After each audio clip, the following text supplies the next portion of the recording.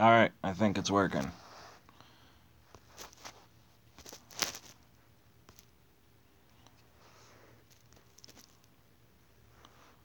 I don't want this little window of my face, though. Sorry, guys, I'm trying to figure all this out. I've never used this before.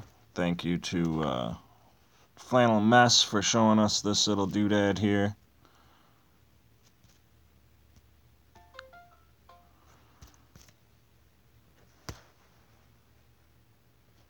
Um, Anyways, once again, thank you to Flannel Mess for showing us this streaming app. I'm trying to figure out how to get this junk off of my screen, though. It's really difficult to play with that there.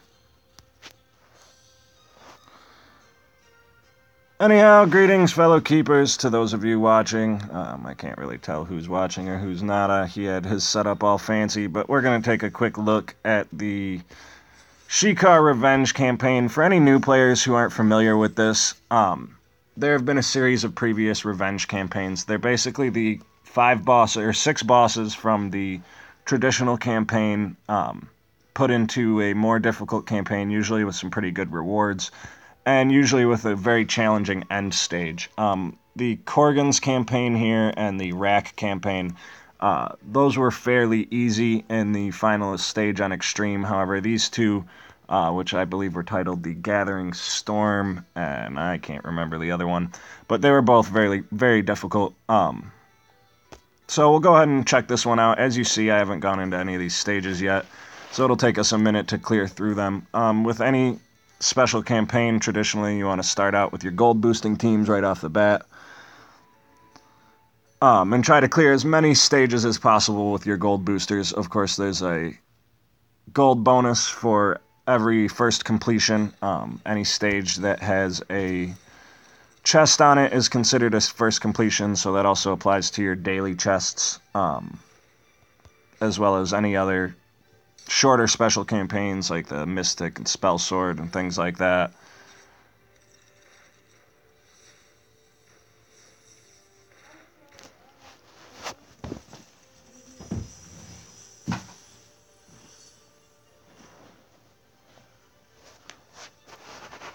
Sorry about that. Slight interruption there. But yeah, once again, the special campaigns usually have some pretty decent rewards. For these revenge campaigns, it's usually a mix of wizard tickets, campaign maps,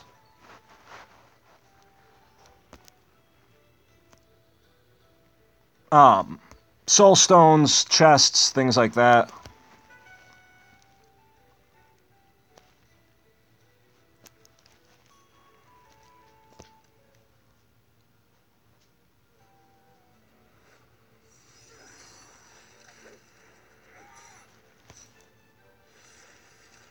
And of course, as I said, I didn't intend to cam the other side on this. I don't know how to turn it off, so sorry if you see any madness going on in the household behind me. Tried to hide myself away in a little corner, but it's not successful so far.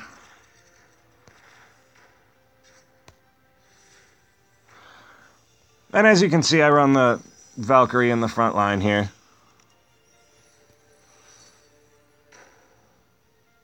She doesn't have a weapon on her at the moment, but until we get later into this, it really shouldn't make a difference. I do have my Tier 2 blade equipped on my Pirate.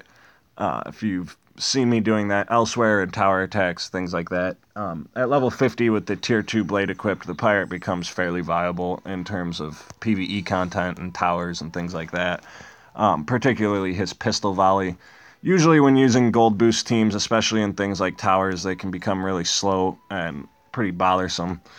But as you can see on the piercing blade here, we've got 148 damage and the 319 attack rating. So that brings him up to just about 1,000 attack, as well as the bonus damage or pistol damage from his passive skills. I don't have him 7-starred yet, but I did just recently start pushing him towards level 55. I imagine with that 7th star, he will be a lot more functional. But already I'm able to complete a number of different 120 power towers, where you end up netting 3 to 3.8 thousand gold for each tower completion, as well as any random drops and things like that. So it can work out sometimes that you get 8,000 gold when you sell the items from a tower, as well as the bonus gold from using 2 or 3 gold boosters. It's important to note that using all 3 gold boosters can really slow you down, and you can die to stall floors and things like that. I typically leave the thief behind. I bring the ninja, the cleric, the Valkyrie, and the pirate.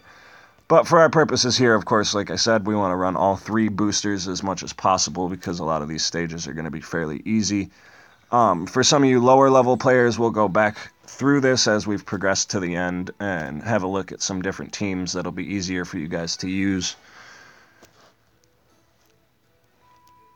And if you are a lower level player and you're maybe sitting with your pirate or your thief at level 1, I know training points are hard to come by, and you definitely want to focus on your core heroes first, your PvP heroes and things like that. But it's one of those situations where you eventually want to make sure that you get the pirate and the thief leveled up completely and get their stars up. The stars are, of course, very important because that's what's going to affect your percentage on your gold boosts. So a 5-star, a 7-star pirate or thief is going to have a higher gold boost gain than the lower starred ones. And I'm not sure, I know the sorceress's training point boost scales with her level. The mage's is only affected by his star level, but there are some heroes where those abilities scale with their with their hero level. So it's important to watch out on any of your heroes, really, the effect that you gain from hero levels on skills. It's one thing people really don't appreciate with hero level differences in PvP. They wonder why, with a group of level 50 heroes, why they lost with better gear to a group of enemies that are all level 55, for instance. And part of that is every hero level is not just improving the stats that you see when you level them up, it's also improving all of this damage on their skills. For a hero like the War Master or something like that, they level up the percentage bases on them, like Battle Fury and Call to Arms, and sometimes it can be a real small amount, or it'll take 2 or 3 levels to get up to the point that you get a full percentage base, basically. But again, it's important to note that you're getting more than just attack and defense when you level your heroes up. And the HP can be pretty meaningful as well. When you talk about 5 or 10 hero levels, it's no longer just the average 12 or 15 HP that you gain, but it adds up to, 75 or 100 or enough to withstand an extra hit, or the difference between a crit and a non-crit in some situations. Granted, with some of the new tier 2 gear, a critical hits all of a sudden 4.6 thousand damage, so I do think the proportions from the tier 2 weapons to the tier 2 armor, looking at some of the maxed out tier 2 armor, the chainmail, for example, a maxed out tier 1 chainmail versus a maxed out tier 2 chainmail. A maxed out tier 2 chainmail has 60 more attack and defense and 2.5% more armor. Whereas when you look at some of the tier 2 weapons, there are certain weapons that have 150, 220 more attack than their counterpart, and some of them that have 60 to 70 more damage. And especially with the way damage is calculated in this game, 60 or 70 more damage on a weapon like the piercing blade, for example, is just a tremendous amount. Another one is the gladiator's talons, or the reaver, which is the two-handed slashing weapon for the samurai and the templar. The two-handed slashing weapon maxes out at 337 total damage, which is just friggin' outrageous. I'm not familiar with what the Doomblade's max is, but I know it's nothing close to that. And it also gives 300 and some additional attack as well. And again, I don't know the stats of the Doomblade offhand, but I guarantee it's at least 100 more attack than the counterpart. So, I mean, that's an example, too, of a weapon that can completely change the meta for a hero. The samurai previously was pretty much a wing taunt, not strong enough to be its own taunt, and not good enough offensively to be viable as DPS. Now, with one of those maxed out tier 2 weapons, a 7-star, 50-plus level samurai is capable of getting critical hits for 800, 900, 1,000, with no debuffs or attack buffs of any kind, and then you throw on the passive for him and something like the Barbarian's Baleful Glare defense debuff. And one of the important things there is that his more powerful attack, of course, is going to be his Mighty Strike with the true damage, which is going to benefit hugely from an ability like Baleful Glare, because one of the problems with Baleful Glare is it gets casted and then cleansed usually before your skill cycle hits them hard enough to make any use out of it. With a soul skill like Mighty Strike, you throw the Baleful Glare, you throw a Mighty Strike, and now you've got a samurai that's hitting for 1.5 to 2,000 true damage on these soul skill attacks, and pretty much as you can rattle them off, you're basically almost one-shotting heroes with it. And then you can also throw in the bonus 60 attack that we talked about from the Tier 2 Chainmail, and that's going to give him bonus health and all those other good things. And he still has his finishing strike ability that, although it isn't true damage, gets that percent bonus when enemies are below a certain health threshold. So it's important to note, too, that any percent-based damage modifiers are going to be what helps get that damage number up into outrageous amounts. And that's why certain heroes are never really that viable for DPS in hero battles and things like that, because without those, it's just too hard to stay close to the value of other heroes. It's all about those attack buffs, damage boosts, and raw percent numbers. You know, another thing with a hero like the Shaman, for example, a lot of people think about the Shaman's inner power passive as being what makes him so powerful, but another large part of it is that when you cast that Spirit Rage ability, it's giving you 95 additional damage. So, I mean, if you're talking with a Tier 2 maxed fist that's about 240 damage or so, you're adding another 95 of that with a stack of Spirit Rage, so now all of a sudden you're talking 335 damage from the Shaman, which is applied after the, you know, the massive attack value that he already has. So again, the Tier 2 weapons definitely don't seem to be quite in line with the Tier 2 armors. Unfortunately, the armors seem to be a little bit gimmicky. The Living Leather has the heal every 3 turns. The Plate has the immunity to critical hits. The Spell Thread Robe has that bonus damage. But none of them are really that good statistically at max level and max enchantment to stack up against the weapons. And unfortunately, a few of them, like the Spell Thread Robe, which is the Tier 2 Epic Robe, doesn't really even just seem to be worth the investment in comparison to the Aetherion robes fully maxed out. Particularly, most cloth wearers are going to usually not be that vulnerable. And when we get into the logistics with those types of items, I mean, you'll find a few heroes that you end up using it on for what ultimately ends up being a 40 attack boost or something small like that.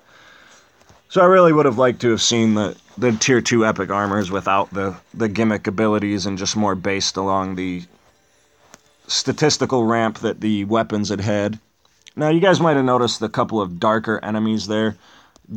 In these revenge campaigns, you'll see a lot of different colored enemies. Those colors usually indicate almost like boss status. They have special abilities or special passive effects on them. Some of them will have increased damage, increased armor, a number of different things. Unfortunately, it never really tells us. You can see with the little shield, blue shield that goes over their chest, that's usually an indication of bonus health.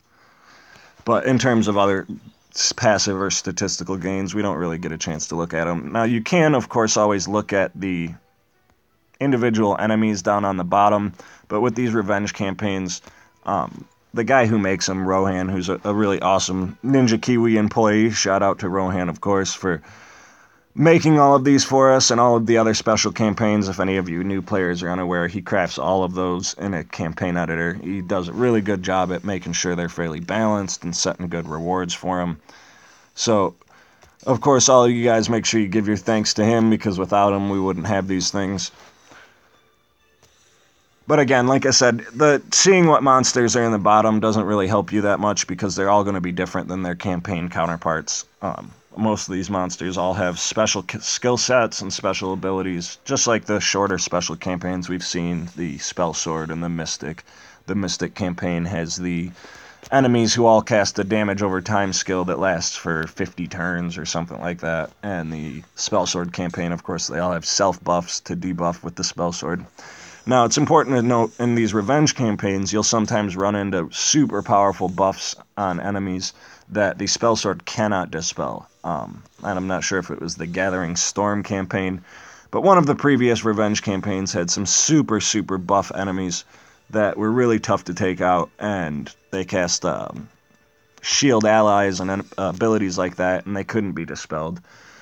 Now, it's also really cool that most of these revenge campaigns are set up in a way so that you'll get food as you progress through them, which will really help you to do a lot of it in one go.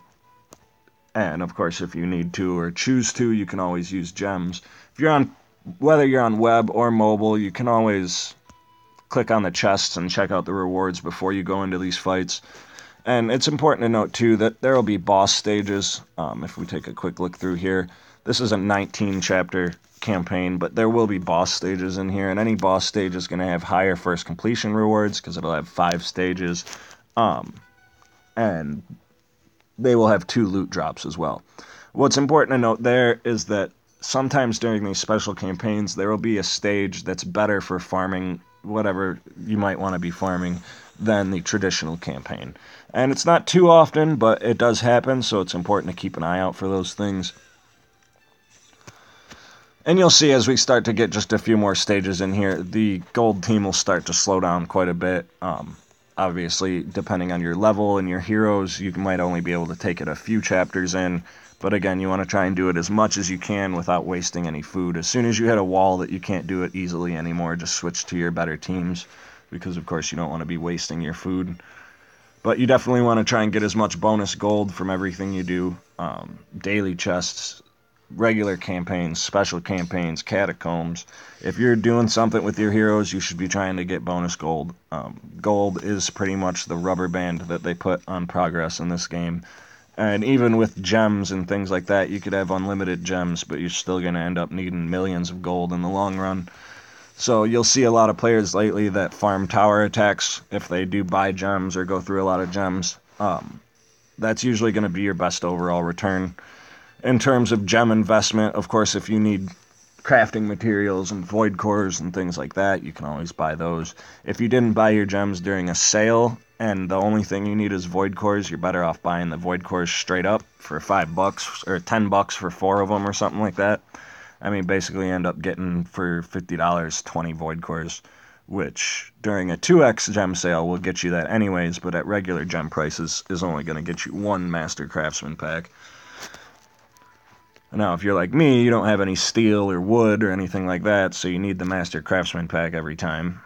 And you'll see here now we're starting to run into some combination boosters, and this is one of those campaigns where you don't want to leave early stages behind. I don't know if you're like me, but I sometimes in this regular rotating campaigns, I'll leave the first 3 or 4 hard and extreme chests because I don't care to do them or I don't need what's in the content, just like the Thief's Quest that's running now. A few of those chests only have a couple hundred gold in them, and I'm usually better off spending my food to farm items or something like that. But these campaigns typically are always going to have something good in the extreme reward chests, whether it be maps or boosters or potions or monsters, whatever the case may be. You always want to try and full clear these. So there's a common battle chest in the Extreme 3, so that's a perfect example. You don't want to pass up on these chest opportunities. I will, I'm just trying to rush to the end as quick as possible. I always do the first stages first and open up the whole campaign and then backtrack and do the others. It also gives you a good idea of what to expect in terms of progression and difficulty. There will be a point where the next chapter's first stage is super easy compared to the hard or extreme of the previous chapter, or even 2 chapters back where the hard or extreme will end up being real tough based on the enemy levels. But also, we get these weapon boosters. For some lower level players, they might not be able to use some of these depending on how far they progress. You definitely don't want to waste them. If you're a lower level player, don't go throwing them on uncommon gear or something like that. You want to save them for your best gear and your gear that's going to be hardest to level up. Like, for example, A lot of us higher level players were left without item drops for basically a couple months. No matter what kind of content we did, if it was over level 50, you didn't get any item drops. And long story short, a lot of us ended up doing what we called combo crafting. We would have to make the items that we needed for combinations. And in doing so, you find that a number of items are actually pretty cheap and pretty worthwhile to level up that way. The one-handed sword, for example, only costs a couple thousand gold to make and about 80 steel or something. So if you're sitting on 25 or 40,000 steel and you've been playing the game for a long time, you have all these resources gathered up and you don't need to craft other stuff, it's usually not going to be too bad of an idea to craft some of those max level items and get the 50% bonus, and then all of a sudden you've crafted 18 of them and you've got a max level epic from it. But with the combination boosters, sometimes you'll have items that cost a ton. Two-handed staves, this Rod of Ruin and Thunder Staff and the White Staff of Viaris are all good examples. It takes a ton of materials, mystic essences, and like 12,000 gold to craft one of those. Stabs drop very rarely in PvE and regular content, so you're not going to get that many of them. That's one of those that you're going to end up wanting to use your boosters on. The same thing goes for two-handed slashing weapons, like the Reaver that we talked about before. So, again, like I said, you don't want to waste your combination tokens leveling up an Ambusher's Hacker, a Dark Defender, any of those things that are super easy and super quick to level up. And as you can see, like I talked about before, we're starting to hit a spot here where we're slowing down. We're starting to see some heavier debuffs from the enemies. The Repentances, the Beams of Light can really stack up if you get a double Repentance on an enemy, especially at lower levels, or on an ally, rather.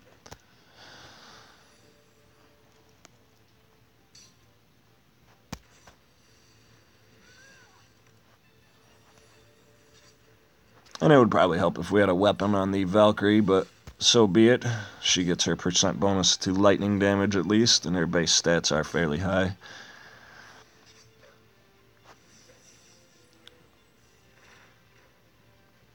But as you can see, like we talked about before, the pirate with this tier 2 dagger is actually a fairly decent damage dealer. Now that we're getting up there, we got 500 bonus gold from that one.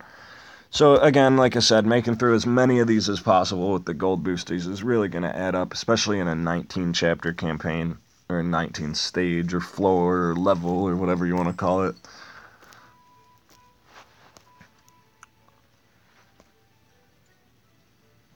And as we can see right there, if I could get this stupid bubble off the screen, there's 1,200 gold in that stage. So if we do that with 3 gold boosters, we're going to end up walking away with 2,000 bonus gold altogether. Or not 2,000, but basically 1,000 bonus gold or 800 bonus gold.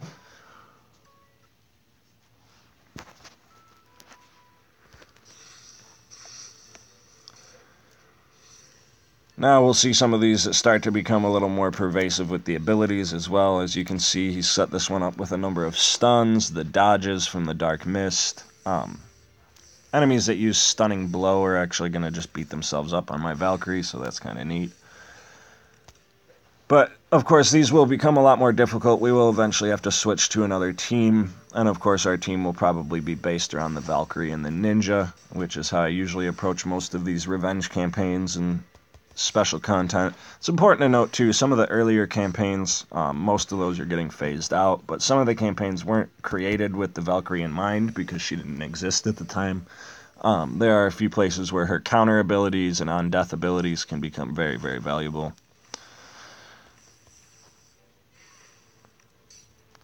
But of course, with these stacks of shield tactics and all this healing, these guys are slowing down to a snail's pace. And there comes a point that even with the bonus gold, I'm not patient enough to sit and wait and do this. So I'll probably switch to a more DPS-oriented team fairly soon here.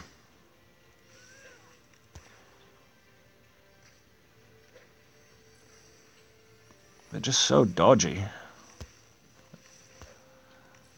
as Mr. Flannel Mess would say. And once again, thank you very much to Flannel for setting us up with this streaming program and showing all of his awesome PvP streams. We got to do a couple of battles with him while he was streaming the other day, and it was real fun. And had a good time checking out some different teams and throwing some different setups and whatnot out there. He actually managed to beat through my Valkyrie Ninja team, which was pretty awesome. And we will, of course, at some time in the future go in and look at some more PvP stuff, whether it be in live stream or in regular videos. Oh, yeah, I mean, once I pull out the ninja, they won't really have an opportunity to cast most of their buffs.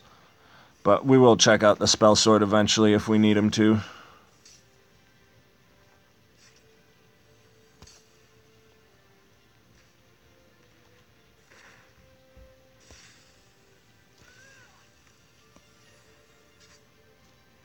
And having simply just moved my piercing blade over to the Valkyrie would have helped a lot too. Her angelic volley would usually take most of these guys out with the armor penetration and bonus damage. But of course, I'm a fool, and I'm stubborn and decided to just keep attacking with no weapon equipped.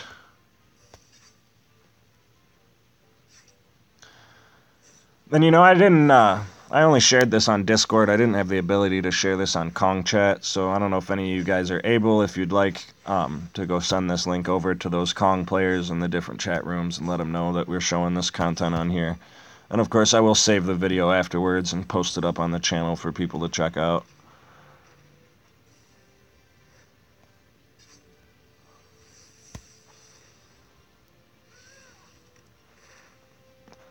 But you see, right there is an important thing to mention, though. We get the pistol volley and angelic volley back to back, and that actually happens quite a lot with the cycles on these heroes. So if you're doing tower attacks with these double boosters like that,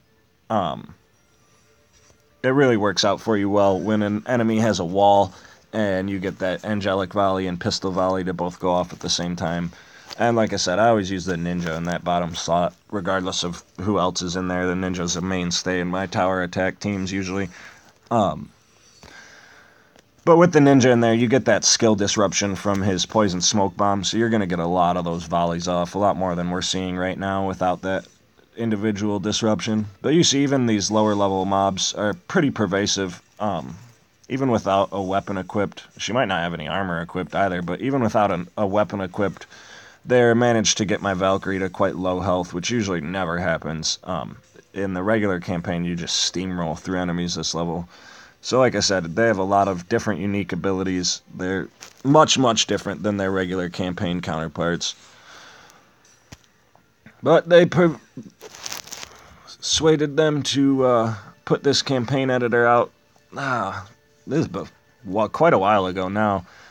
When we first started playing this game back in the olden days, there was only 3 special campaigns. The Mason's Isle, the Boot Camp, and the Gold Island or something like that. And for a couple weeks, that's all there was. It just rotated back and forth until it was mind-numbing.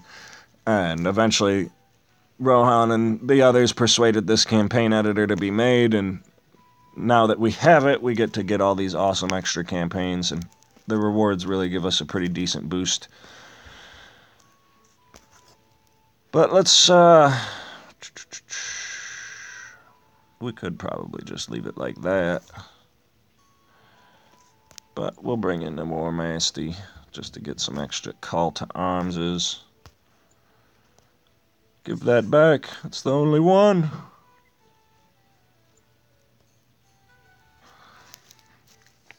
Should have probably put the War Master in the wedge position, but again, with these special campaigns, I just rush through them as quick as I can, especially when I'm playing the easier stages. Hey, Flannel! How do I get this button off my screen, man?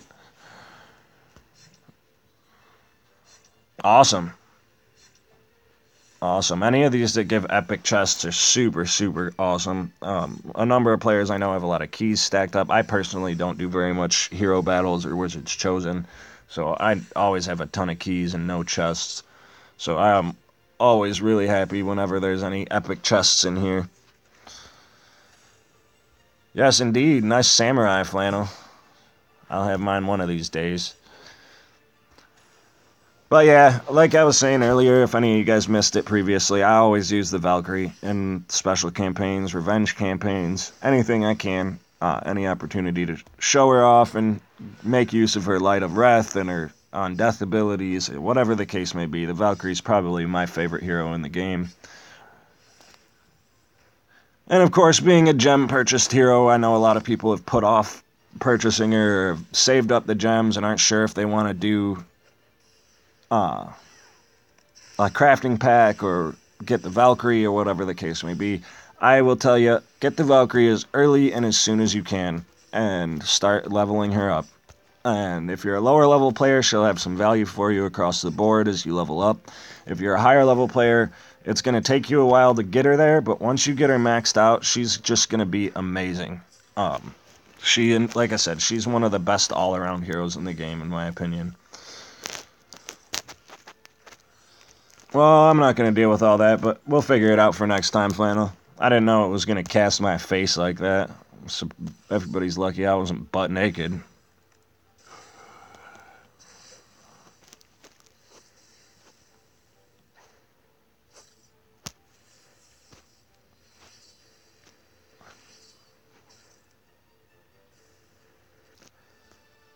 But after the long weekend I had, I look like a haggard caveman right now.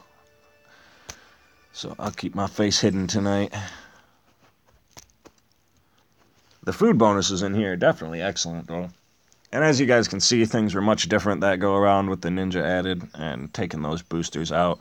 I will try and eventually go back and clear some of these earlier stages with my boosters. But for the sake of speed, I'm not going to run through these late stage campaign levels and go for 25 minutes just to try and beat the level with some boosters equipped.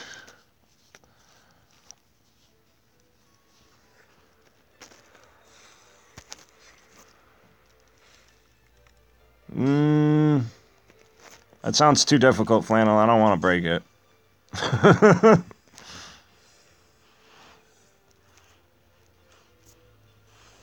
I also am curious if this will end up killing my battery as fast as it killed yours the other day.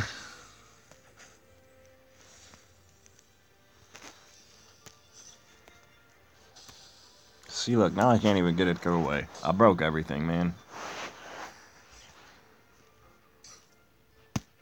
We'll do it next time, that's alright. But I really want to get to my soul skills. There we go. I don't really want to let them get all buffed up like that, but it's alright. Again, like I said, with the tier 2 blade on the Valkyrie, she just does a tremendous amount of damage. That tier 2 piercing blade is, in my opinion and most others, probably the best and most effective tier 2 weapon overall. It's also probably the cheapest, which is a little preposterous, as you see that 4.2 thousand crit there. If you're a level 55 player and you're trying to figure out which one to craft and you haven't crafted the piercing blade yet, craft it. Flannel here, if you guys might have seen him in the chat, he was smart and a little bit random in making that tier 2 slashing weapon. Nobody else had crafted it, and I honestly don't think many others had even considered it, and it ended up being one of the top 3 or top 4 weapons out of the list. So thank you to him, so that I know I need to make one now. But again, like we were talking about earlier, it's just an example of how some of these new weapons can just completely change the meta for higher level players and change the concepts of what different heroes can be used for and should be used for.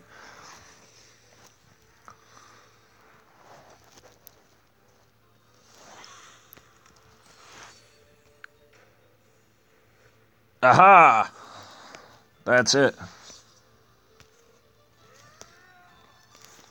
But I just wanted the button to go away. I mean, I was just putting my hand over the thing, but I appreciate it, man. That works. Now I can pull my wiener out when nobody's looking.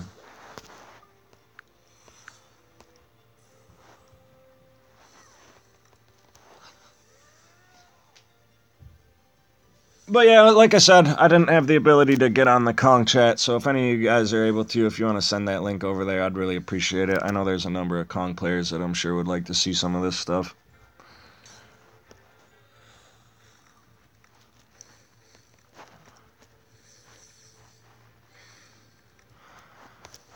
And the Valkyrie, if you haven't heard me mention it before, is amazing against Vampire Lords. If a Vampire Lord casts gaseous form and gives themselves that 90% armor boost with no defense gain, that melt armor gets a huge, huge damage increase. Again, with the tier 2 piercing blade, it's just so much additional damage over the Dark Defender that the heroes who use one-handed stabbing get a huge damage boost. I personally don't have a swashbuckler. I've been, as most people, pretty anti-swashbuckler for about the whole duration of this game. But with the tier 2 blade and what I've seen certain swashbucklers be capable of previously in Wizards Chosen battles, I wouldn't be surprised if there's a viable working swashbuckler team out there that uses the piercing blade and the living leather. It's important to note with the living leather that if he gets enough dodges, he's going to be healing while he's dodging, but also that the piercing blade, when stacked with like a Mystic's Doom and a War Master's Battle Fury, I mean, it's potential that he could riposte people for like 1.5k crits and they're just dead all of a sudden. And I know if that happened to me, I'd probably quit playing for the day.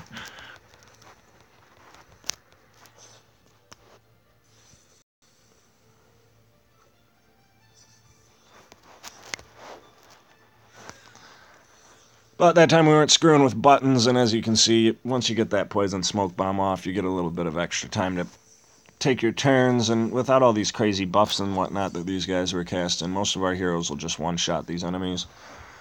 And if you're a lower level player, like I said, you're going to run into some situations where that's these special colored enemies and these special abilities are going to be really difficult for you.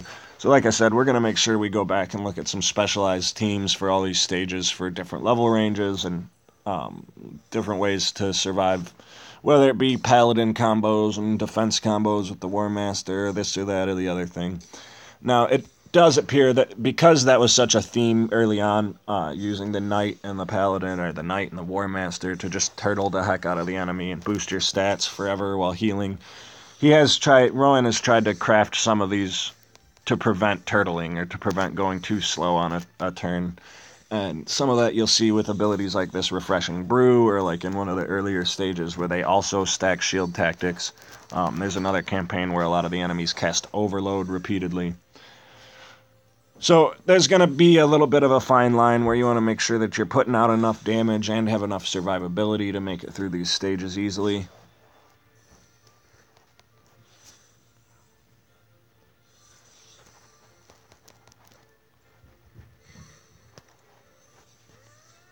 I'm curious, however, how these soul skills work in the cycle, these yellow text action log abilities we see from the enemies.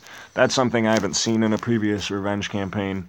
I don't know if they're interruptible or even what the different abilities do. As you can see, these guys have these massive health gain abilities.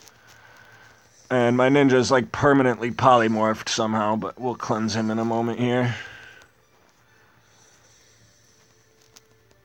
So it seems the gimmick with this particular group here is that these guys have this inspiration, and if they go down but don't die, they're going to get that super heal on them. So you're going to probably, in other teams, if you're not using the Ninja, the Valkyrie, the Blackguard, the Thief with Cheap Shot, anything you can do to isolate one, stun it, and then hit it for as much snipe damage as you possibly can is usually going to work out for you.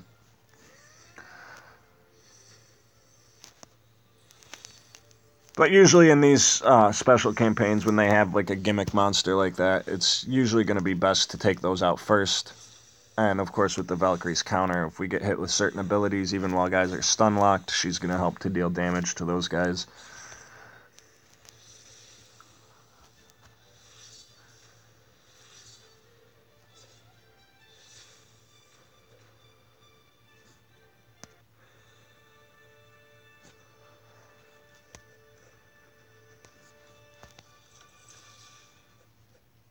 And of course, if I didn't mention before, there's usually always a couple of gems in these revenge campaigns. Not many, about 50 to 100 or so. But we're going to take a short break. I'll be back in like 30 seconds. Sorry about this, guys.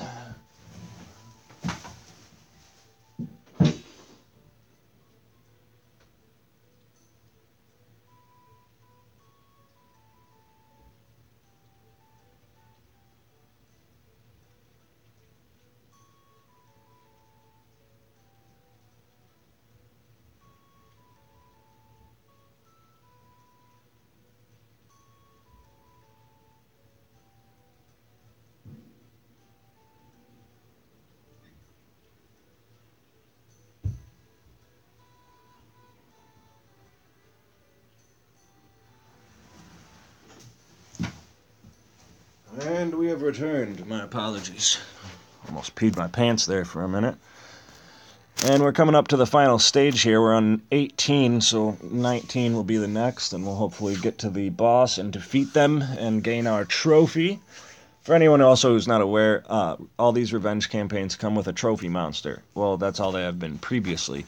Korgan, the Marul, Kragnor, and Rak were the first four. They are the end stage bosses for the first four regular campaigns. And most of them, for the most part, are pretty useless in terms of tower defenders. They come at us varying levels between like 25 and 45, I want to say. But regardless of level, whether you max them out or not, those are all pretty useless defenders. Now, a lot of us had been hoping that now that we're into the later half of the special campaign, and of course, now that we're fighting monsters that were originally fairly tough in Shikar and Bastion, at least when you're lower level, that these two particular captured monsters or trophies at the end of this campaign will be viable tower defenders and viable monsters for us. So if so, that'll be very cool. I hope they don't go back and change the old ones, because I sold all mine, but... And if you set one of those trophy monsters on your final floor of your tower as the enemy reaches your final floor, it'll say that they've reached the boss floor. And if I'm not mistaken, in the last update when they added all that new art, they blew up the size for them. I've seen on a number of towers where they're like extra big.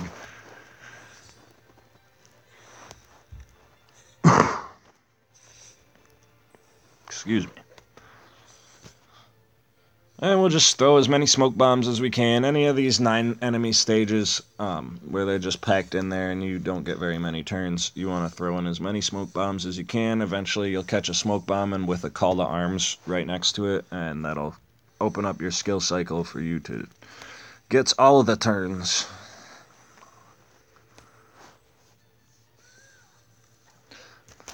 But otherwise, we'll just focus on taking these guys out as fast as we can until we catch any idea of ones that might be difficult. And again, we'll go back through and look at all these more specifically and help people get through them once we've finished all this.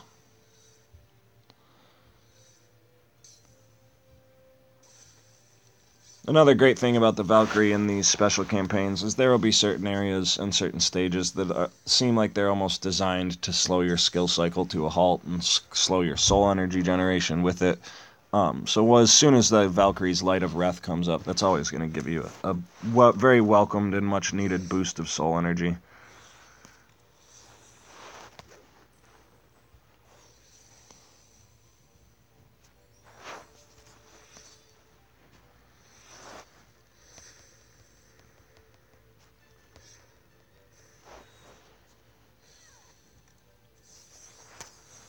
We will throw up some shield tactics, though, because it does seem they're wanting to beat up on our cleric.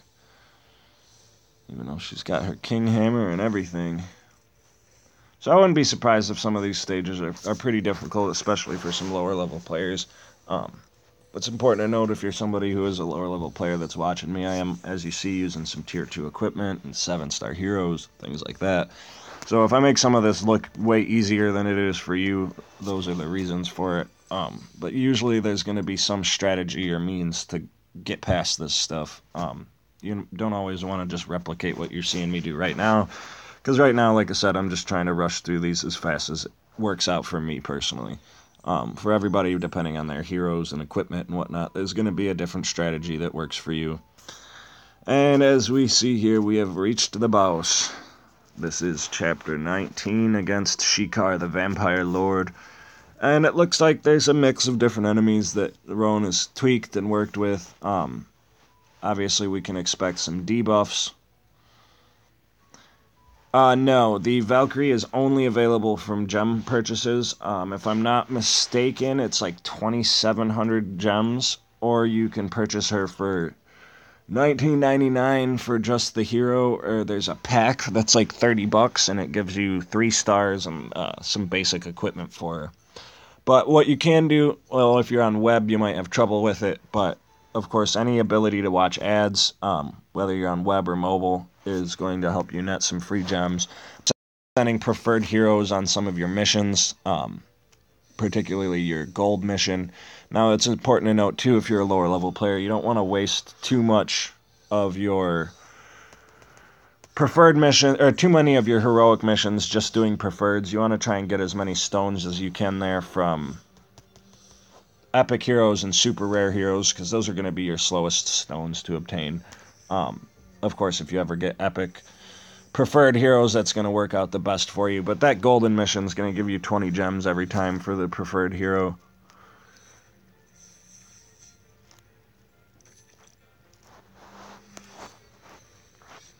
And we'll drop our angelic in the back row so it gets more enemies. Enemies. I see here the boss stage is only 4 floors, which is interesting. In a few of the previous revenge campaigns, there was a floor in between the 4th and 5th, or 3rd and 5th rather, the 4th floor on them, that would have like 1 or 2 enemies that were kind of hard but took a long time to take out, and they would give you a little bit of time to recover before you went into the boss stage. So we'll see with this one if it's of a similar thread or if the boss is as hard as those previous ones. It might have been made a little bit more accessible to newer and lower level players. But regardless of your level, no matter how far you're able to make it into this campaign, it's definitely worth checking out and doing as much as you can. Again, if you just joined us, the rewards in these special campaigns are always way better than the shorter rotating campaigns. So you want to try and complete as much as you can as early as you can. And later on throughout the week, if you are ending up with extra food after you hit that wall that you can't progress easier. For me, I personally think the Valkyrie's the best hero, or my favorite hero, but the Blackguard's the best hero in the game right now. I mean, anyone who argues otherwise is a crazy person. With max stars and max gear, the Blackguard is capable of better damage and defense and self-healing than any other hero in the game. He's capable of one-hit kills on enemies. He has 2 damage boost, defense, and percentage-based damage buffs. I mean, he's just really not rivaled in terms of his versatility. In terms of overall value and what I do with them, the Ninja and the Valkyrie are my MVPs.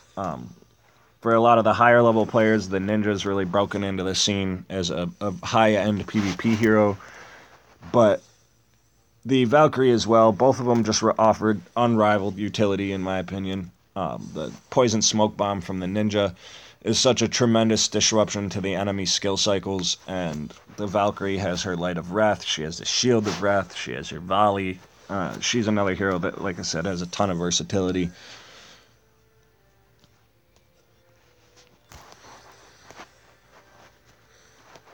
And we will at some point put out a tier list of where we place all the different heroes. If you check out on the Tower Keepers Headquarters Discord channel, there's a smaller tier list that I posted there.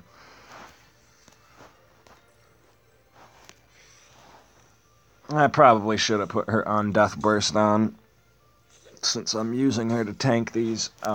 It might require a taunt, we'll see, for the later stages with these sneak attacks and things like that. But I usually like to run the taunt, or the on death in any PvE situation where she's able to get killed, of course. For lower level hero or players, I'd say in the 20 to 45 range or so, you pretty much want to keep that on death burst ability on her all the time for PvP and such.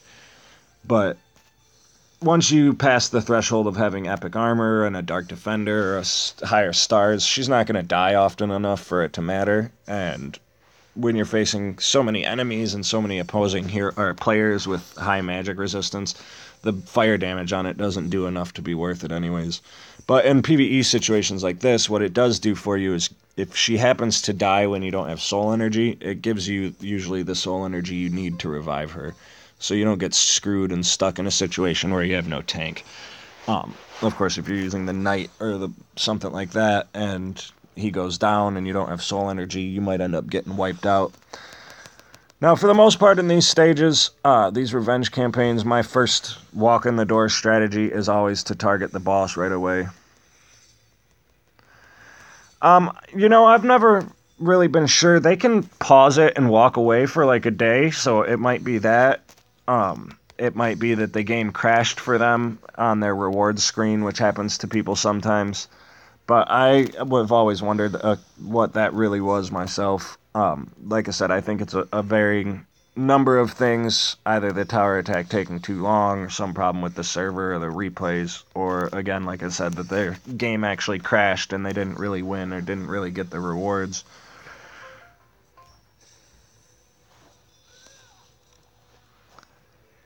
It's interesting to see he's running the Master Spell on Shikar here, though. And already on normal, this does seem to be a fairly difficult stage. We might actually have to switch this up and bring some other damage and heroes in here.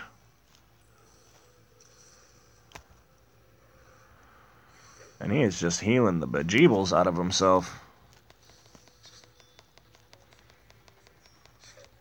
Maybe we should kill some of his lackeys first.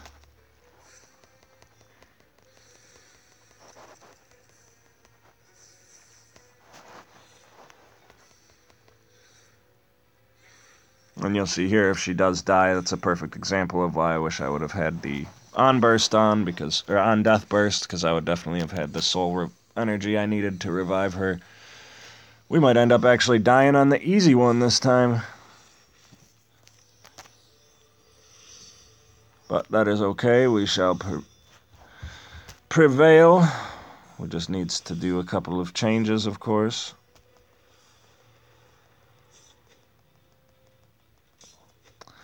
And if it's anything like the previous, more difficult revenge campaigns, one of the great heroes to use in the front instead of the Valkyrie is the Necromancer. The Necromancer has a tremendous ability to self-heal himself with his vampiric touch and his energy drain, but also to balance the playing field against stronger enemies with his fear ability that lowers their attack rating, and to increase your damage output with his enfeeble. So, I mean, there's a couple of different skill setups that you can use with him that are going to help make these kinds of things easier.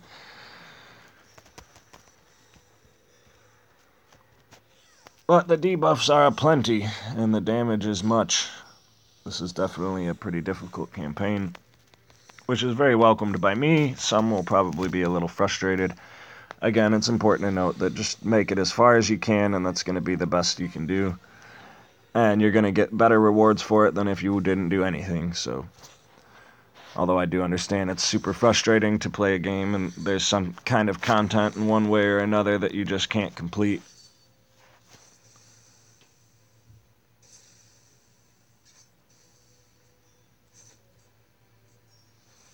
But it looks like he has sufficiently defeated us on our first try there on the easy one, so we will come back at him with a little bit of a different setup and see how that goes.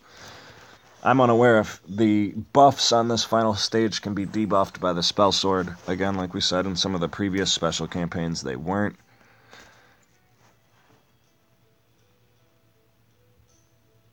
That's a bug on the web version, that if you spend all of your training points at one time on one hero, it'll take them over the cap. I'm not sure if or when that will be fixed, and I'm not sure how often it occurs or if it's able to be replicated or anything like that.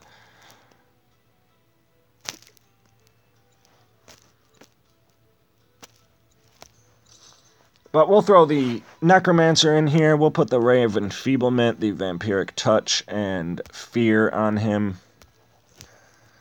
The combination of Vampiric Touch, the Piercing Blade, and the Energy Drain will increase his ability to self-heal. And as much as I would love to keep the shadow damage on, we very well may need the Magic Jar on this one. We're going to bring the the Warlock here as our backup. We probably won't need to change too much on her. We're going to just keep this as is, actually. The Invigor, Renewal, Entangle, Essence of Nature, Wrath of Nature. And we're going to bring our Ninja as our fourth. I know it doesn't seem like too much of a change from what we were just doing, but it should be sufficient. We do need to get the level on that Praetor's sword up, too. We've been so focused on the other armors and weapons that one's kind of got stuck behind at a max enchantment, but a low gear. This time we do not have the instant soul energy generation of the Valkyrie, so we want to be a little bit more mindful to preserve our soul energy. But we do have, of course, the heal of the Druid as well as her Invigor, which should hopefully help with the cleansing, and individual heals from the Cleric to keep our team up. And we have the Enfeeble of the Necromancer to help boost our damage output.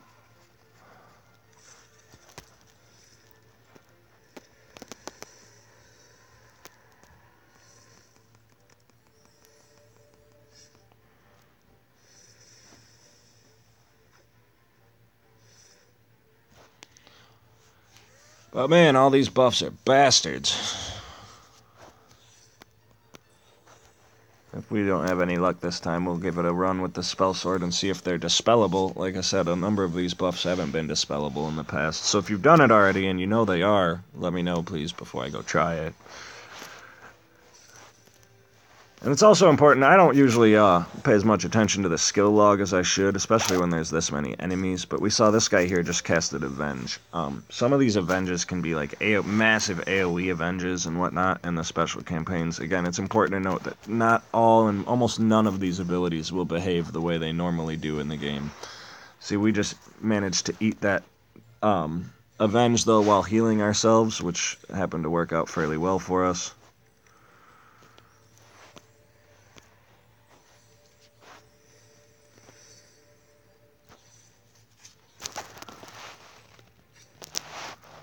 But this little Inquisitor here is a little bastard in the bottom. These guys definitely heal the Christ out of themselves. Of course, with this little bit more defensive and healing and debuff-oriented setup, we should have a little bit better luck. As you can see, we're going through these stages a little more cleanly than we were before. And we'll just eat his Avenge up with that heal. As we see, those Avenges hit pretty hard with 1,000 damage on him.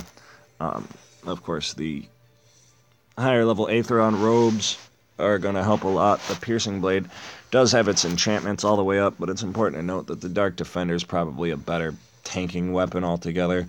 But on the Necromancer, we get the added bonus of the extra healing from the energy drain. And if you run the Shadow damage passive, it actually puts out some pretty decent damage output as well. And you get a number of multi-crits on that special, or on that soul skill, because of the 6% critical chance that you get from the Piercing Blade. Keep forgetting the names of all these things.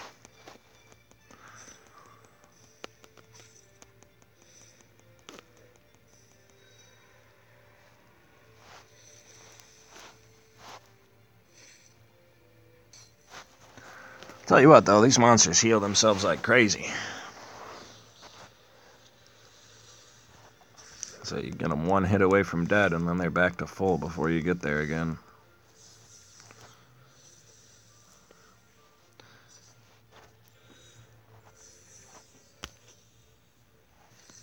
We'll Invigor the Necromancer. Get some fears up there. Make sure they don't do any damage to us.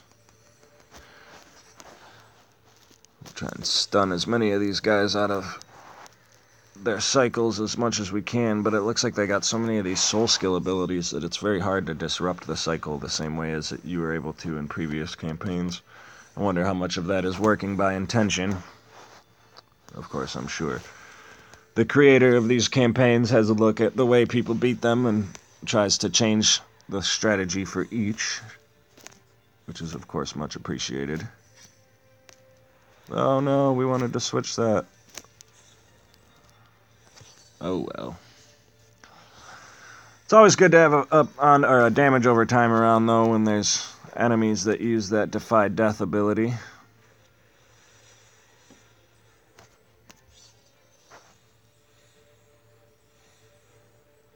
And the great thing about having the Druid in line for these harder campaigns, as you see now, we get the advantage of that Invigor ability to help pull out some extra skills at the end of these floors. And when you're going a little bit slower, you get that recovery time.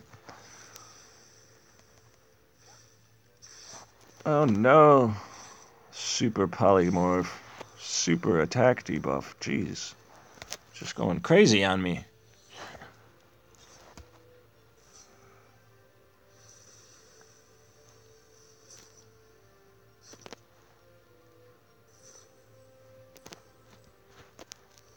And we'll invigor the cleric here so that we can throw out some more cleansing. If she actually gets the invigor cycle. There we go.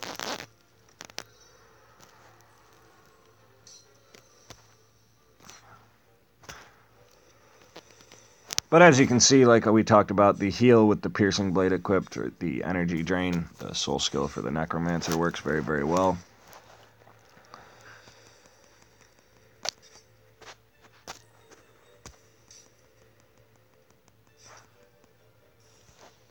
Yeah, Alfredo, these enemies get pretty tough in these revenge campaigns. This is only the normal level. The extreme will be a lot more difficult. Like I said, in a number of these special campaigns, the buffs can't be dispelled. Of course, that would make it far too easy. But I will check out in a few moments if the spell sword works on these particular enemies. But in the previous revenge campaigns, the spell sword did not function.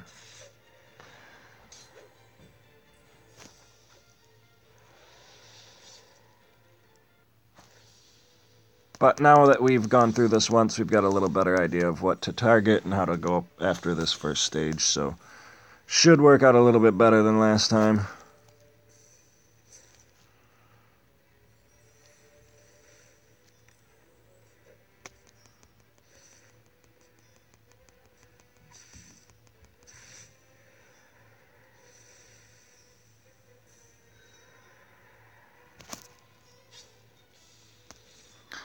Always want to make sure you throw your entangles on the hardest hitting enemy to slow them down first. The red enemies or different colored enemies have like extra passive abilities. It's kind of like the catacombs battles. They'll have bonus attack, bonus defense, heal over time, an HP buffer like the take charge or things like that. It's indication that they have special stats, basically. Which is strange to me because almost all of the enemies in this have special stats in one way or another, but they're not their base versions of those enemies.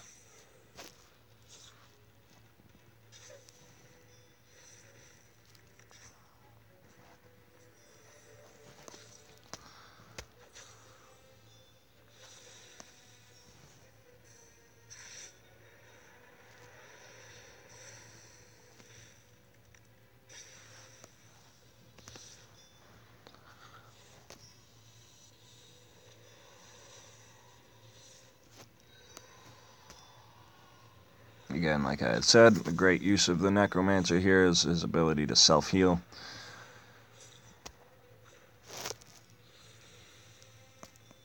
The problem is more so going to be keeping these backline heroes all alive.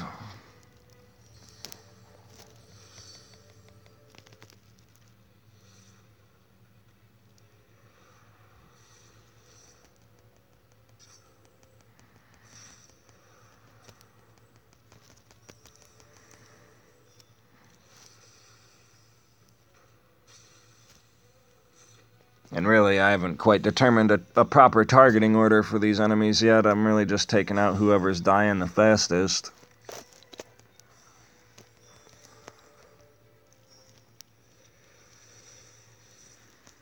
Of course, eating that avenge from the Inquisitor there in the middle doesn't help us very much either. Oh, that's just so brutal. Good thing we thought to put that magic jar on.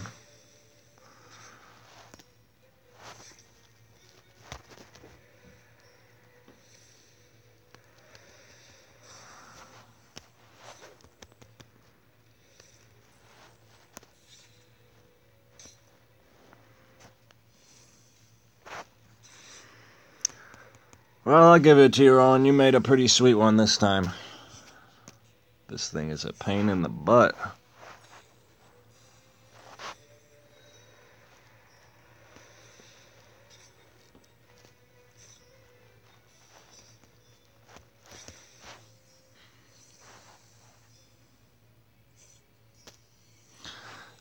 Yeah, Necromancer can be really good in a number of situations. The Magic Jar can be really frustrating, both in PvP and tower attacks and things like that. And he's a decent defender sometimes, but he's an amazing attacker. As you see here, that ability to self-heal and that free second chance. And when you stack that ability with his other defensive ability, he really is a pretty bona fide tank hero. Again, like I said, personally don't like losing that shadow damage because it really is just so good, but sometimes it's what you need to do. 1600 attack on this dang guy. We don't got no stun to keep him out of our hair. The Avenge is back up. We'll try and see if we can't eat that with an Entangle or something.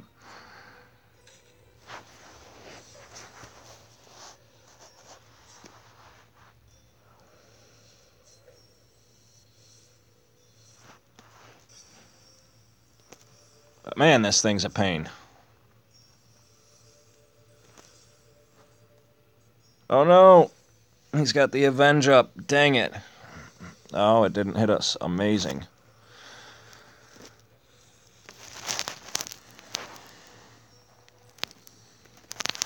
Oh yeah, he's pretty much created every special campaign you've ever seen.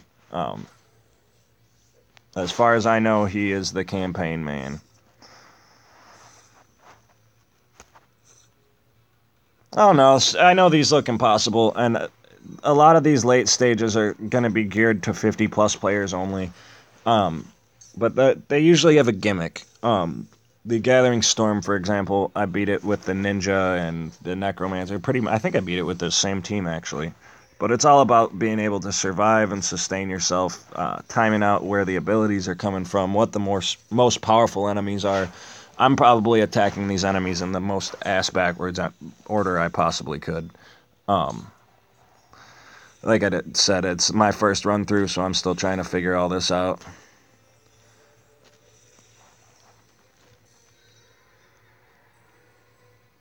Of course, she hit herself with Avenge on a stupid Righteous Call. Probably gonna advise taking the Righteous Call off, especially for the later stages. Almost any AoE ability is gonna kill you against that stupid Avenge.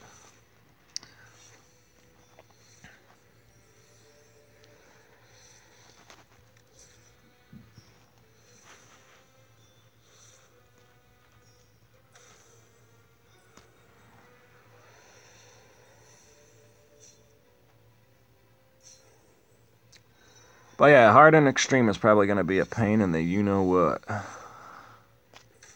We've gotten recovered at least. For new heroes, I personally want a utility hero and a healer more than anything. I think a new utility hero and a new healer would really shake up the meta for higher level players and lower level players. Having really the Druid and the Cleric as the only healers is a bit of a shame. The Dragon, of course, introduced a lot of value for the Witch because it's a one-on-one fight, and there we lose our damn Cleric. That's wonderful.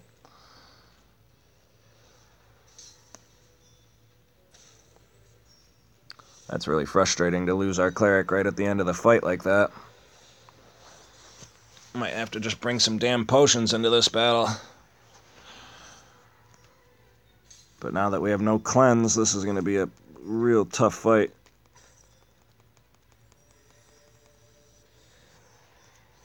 Our best bet is to spam as many Invigors on this Necromancer as we can. Usually they're actually not too crazy because it is not fair to the most people that can't beat them. Last time I think it was an epic chest, a couple golden portal stones, and like 5,000 gold, and the monster themselves on the final stage. So it's usually nothing super nuts. In PvP, I use the Valkyrie, the Barbarian, the Samurai, and the Ninja. I use, for another team, the Blackguard, the Ranger, in the first team I use the Samurai, Valkyrie, Ninja, Barbarian.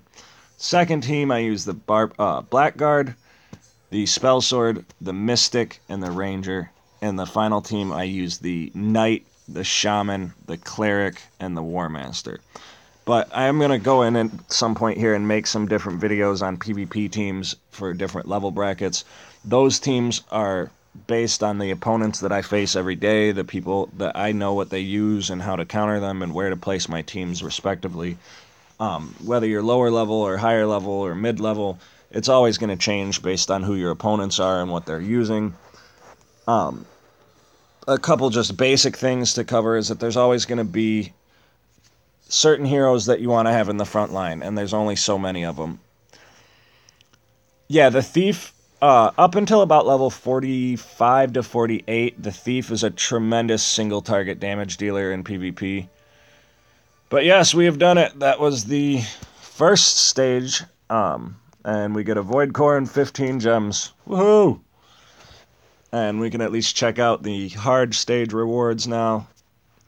But yeah, the Thief is a great single target damage dealer.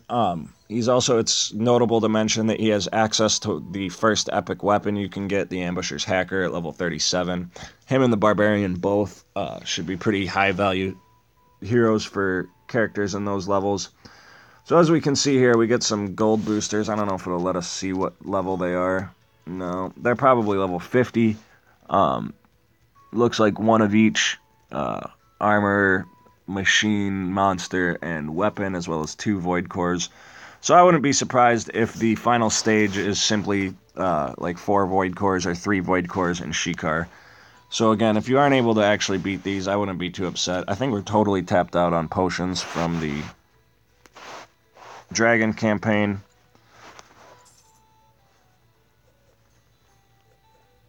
But we'll pick up a few just for backup. Yeah, the epic ones are usually hell, unfortunately. We got this legendary soul energy potion we've been sitting on for a year, so maybe we can use that. And we'll bring it HP, ZPP. I think we got this set up about the best we can, really. Could switch her armor, and that's about it. I still haven't leveled up most of these things. We'll throw a couple new enchantments on this low enchanted king hammer here. Oh, we can throw 1 enchantment on it because we po. Whoop-ho. Haven't been able to play the game much in the last few days, unfortunately. It's left us quite a bit behind. Since we're not using the Cyclone on her, we might as well switch over to the Nature's Offering. That should give us a better overall defense, I think. Templar and Paladin can give you the double resurrection. That works really good with Valkyrie.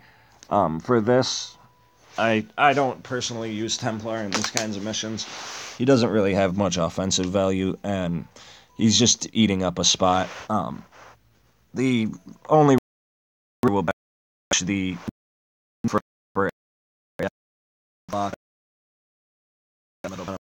by the Avenge ability.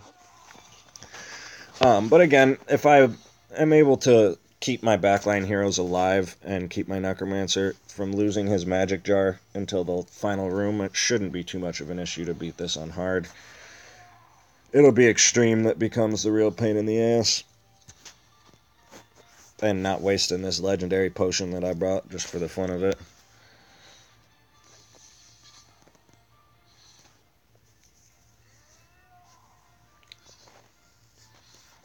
But of course, Rowan had to go and set these abilities as soul skills. Like I said, in the way the computer works, like tower attacks and things like that, soul skills act differently when interacting with things like stuns and whatnot. And usually, you can't just pull them out of the cycle with stuns and slows like you're able to with some other things.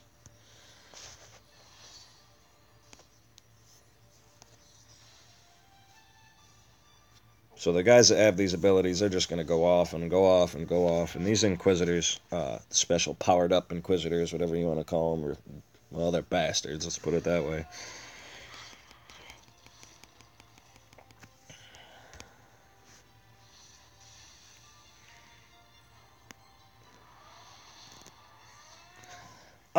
Well, we currently have the Guild Boss, which is like a pseudo co-op mode. I personally have been dying to see something of that nature. Something where you can throw in two teams on like a zoomed out screen and you're getting to play you and a buddy against either two other players, like 2-on-2 PvP combat would be super badass. Um, or even something with the Guild Boss where you have like a little raid dungeon basically where you and a buddy or you and two buddies can go in. It would be too much logistic changes and game changes for it to make it like each person controls one of the four heroes and does their skills in whatever order they want, because that's not how the game is built. But yeah, something where you could get like a zoomed out view of your heroes and have them fighting together, I think would be really, really cool. Um, I'm not sure that this game will ever go that way. It all depends on how much money they make. If this game blows up into like the tens of millions of downloads or even a couple million downloads on iTunes and Google Play, and it continues to take off on Congregate, then I mean there's a good chance that this game could shoot for the moon. They could do all kinds of things that other developers aren't doing, and that's one reason I personally love this game is the things like the Guild Boss and the online and offline PvP. There are very few good idle RPGs out there that have live PvP, and a lot of them that do, it doesn't work for shit. Pardon my language. But that's one of the awesome things about Tower Keepers. Despite the few bugs and the issues and things that we've had in the past, there's a lot in this game that you just don't get from other similar genre games. So yeah, I'd love to see co-op. That's a great question. And again, like I said, they have the Guild Boss now. If you're a lower level player and you didn't get to participate in the Guild Boss last time, I'm sorry we weren't able to get out any good videos or anything out during the boss last time. Everybody was so caught up in trying to defeat him. And Elysium and yeah, one thing I'll say is the difference there is SAS4 was, I didn't personally play that game, but everything I've heard is that for one, the game was rampant with hackers and things like that. But just from what I've seen of it, that's not the kind of game that's really built for longevity, and that's not built to have a long-term success model financially. Right now, idle RPGs are just the craze, and some of the good idle RPGs are just bringing in millions and millions of dollars every month from people buying premium resources, whether it be gems or diamonds or emeralds or whatever that game has. There are some idle RPGs where people just spend preposterous amounts of money. So I really do think that Tower Keepers is worth the support. Unfortunately, my biggest quip with Ninja Kiwi is that they don't have any kind of cross advertising. They don't pay for advertising space in other games or other websites. They don't have a marketing department that I know of any kind. And with anything, you need to sell your product. They've ridden a lot on their success of their previous games, whether it be the Bloons Tower Defense or the Monkey games and whatnot, or Bloons Battles. But when you look at a game like Bloons Tower Defense 5, it's got 10 million downloads on the Google Play Store. And a big part of why it has those downloads is that it spent years sitting at the top of the top paid charts. And most average people, when they open up their Play Store, they aren't scrolling 50 pages deep looking at games. They look at the top 10 or 20 things on each chart and what's featured for the day. And if they see something they like, they'll grab it. But like I said, most people aren't going to go through 100 to 200 games to find Tower Keepers listed down at the bottom because they have a whopping 100,000 downloads on the Google Play Store. But you'll see when you watch ads on here, if you're on mobile or if you're on web, you see advertisements for other games. When you start up your game on Congregate, you'll see ads for other games. And I really think Ninja Kiwi needs to pay for some of that ad placement and get themselves the exposure and the eyeballs on this game and show people that they've broken out of their genre and they're not making zombie games or balloons or monkey games, but they've got a bona fide fantasy RPG, idle RPG, and that it's not gimmicky and stupid like some of the other ones like Idle Heroes and things like that, but that it's a real bona fide strategy RPG game and that it's got a ton of depth and a ton of stuff to do and a slowly but quickly growing community finally for those of us who've stuck it out for the last couple months.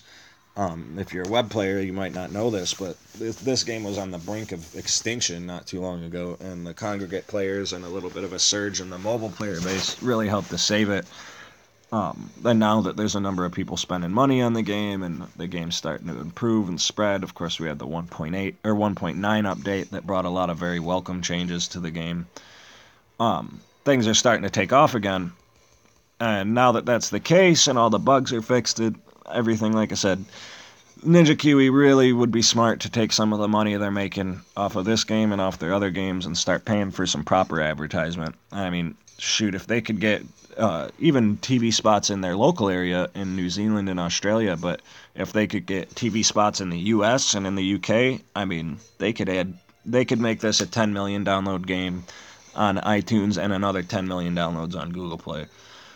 But it takes a hell of a lot of work to get that kind of exposure. But you look at some of the big companies like Big Fish, who's the parent company to Boss Fight Studios. They put out Dungeon Boss, which is a game I used to play. And they had a couple million downloads on each store. And at any time, their general player base dwarfed almost all of the players that have even downloaded or played this game. So again, I don't think they've really tapped into their potential here. With their different games and with this new genre, but I hope that they will soon.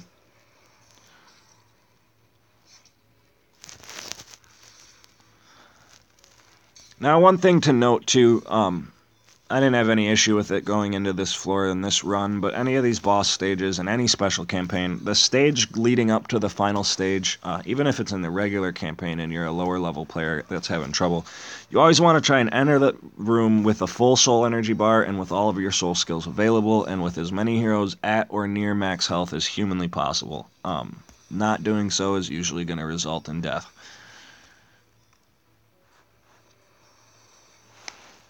Now this time we're going to take out this Inquisitor right away. That should help things along quite a bit. Of course, I keep losing my targeting. I don't know if that's a byproduct of my tablet overdoing it or what.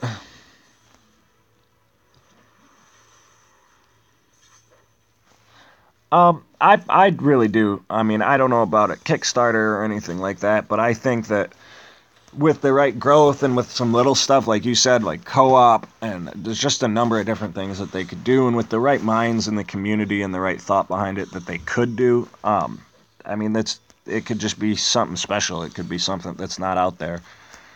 And as someone, I've played a lot of idle RPGs, like I said, there are very few that offer as much as this game does, but there's definitely the potential here for this to just be like a proper MMO almost.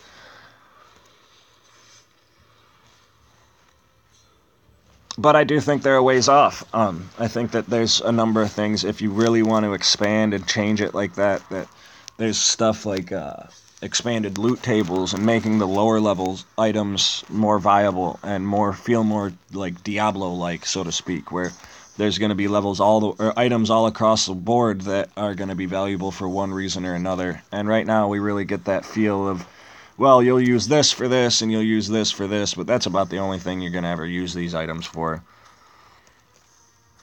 Oh no! I thought we were going to get our potion off before he went down. Oh well. It's just a health potion.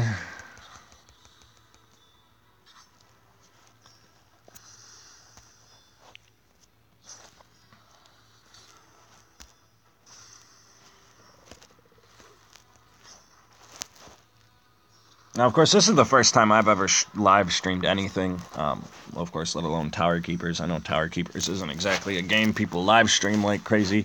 I will post these videos on the channel after I've completed them. I wanted to make sure I got a look out at all of this new special campaigns as they come out, which I always do. Oh yeah, of course, Flannel, if you didn't see the first part there, like I said, you want to target that Inquisitor right off the bat and get him off the board. These guys don't seem to really do stiddly squat. They Vampire Strike. This guy builds his attack as you hit him.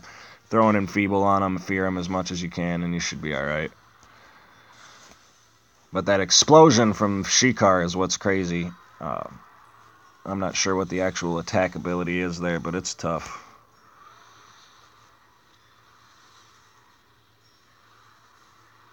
And just getting Curse cast on you every 2 seconds is really a pain in the ass. I want to use that friggin' soul energy potion so bad.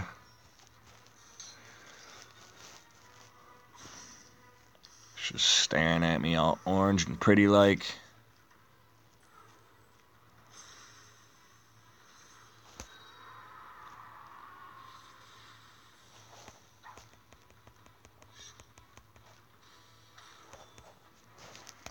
And also, for anyone who might be interested, in, the program we're using here is called YouTube Gaming. Once again, thank you to Flannel Mess for showing it to us.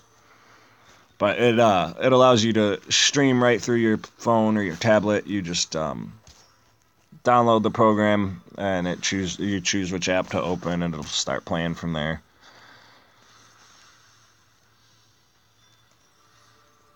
And now, I don't know if you noticed there, that was a double in Vigor. That's been happening since the 1.9 update. Not sure exactly what triggers it, but usually when there's two heroes with missing health and you've cycled back and forth between the two of them, those two heroes will get targeted, both with the speed boost from Invigor. For the dragon fight, Zalus the Demolisher, that was like the number one thing that made it even possible for most players, especially on the later stages. There was only a select number of players that could really do much to him on the 9th and 10th stages, and that was a lot of what caused it, was that double Invigor ability, if I could speak properly, sorry, the ability to double Invigor two heroes like the Witch and the War Master, for example, where the Witch would drop her stun, the Hex, that's a super long stun, and then the War Master would pop off his Call to Arms, which would increase your cooldown reduction, and you would cycle back and forth between those Hex and Call to Arms abilities so often that if you were able to survive his first attack and then 1 second skill cycle, that's all he would do. He would only get 2 attacks the whole fight. But as you can see there, with a little bit better targeting, it wasn't quite as difficult as the easy run. And that's what I mean with these special campaigns. There's usually an intended cycle, an intended progress that you're supposed to take with taking out the monsters. And usually once you take out the 1 or 2 more pervasive, more difficult enemies, it's a lot easier. As you see there, killing that Inquisitor right off the bat took away that Avenge that was hitting us from our area of effect abilities. So we didn't have our Cleric hit herself for 1,000 damage like she did in the last fight, and go into this final stretch here against Shikar with herself damaged and beaten up.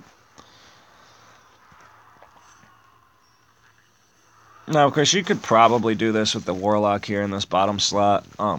If you know me, you know I love my Ninja, and I'll just try to use the Ninja for everything. There's a good chance that with a Max Tier 1 Wand and a 7-star Warlock that you'd do this a heck of a lot faster. Also, even with a Max Tier 2 Sword on my Ninja and 7 stars on him, my Ninja's not fully leveled up, so fully maxed out, he'll definitely speed things up as well.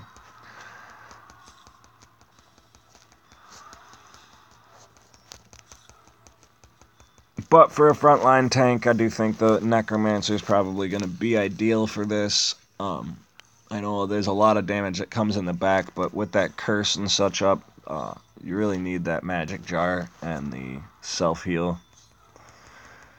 Yeah, Extreme is next. Hopefully it won't be too difficult. I don't want to have to take 10 turns at it, especially not at like a half an hour apiece. Although this run was pretty clean and not too difficult, we still got a couple potions left to help us through the extreme run, so hopefully it won't be too crazy. Overall, I think this was actually probably easier than the Chapter 3 boss. The Chapter 3 boss, Kragnor or whatever he was a real pain in the ass. Even Marul, who was the revenge boss from Chapter 2, I thought was very difficult as well. But there were a couple people that were really pulling their hair out trying to beat those particular bosses, so hopefully people are able to get this one down, and I'll figure out a nice, easier strategy for everyone, and we can get as many people cleared through this content as possible. Give everybody some nice, huge rewards.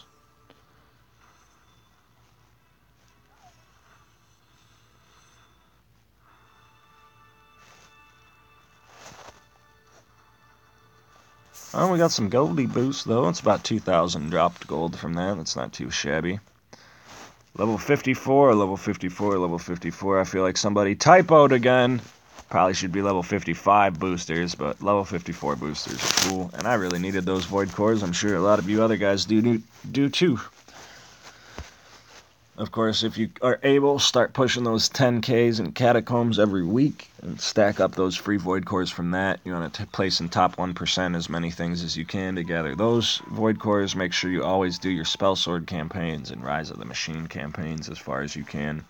So, looking at the extreme rewards for the Shikar campaign, we have 75 gems, 2 epic chests, 4 keys, and Shikar himself. Now, those 2 epic chests will be fantastical. As we've been told, there are a few epic chests elsewhere. I need help, like psychiatric help, or just help in the game, because I've never been told I need psychiatric help, at least not recently.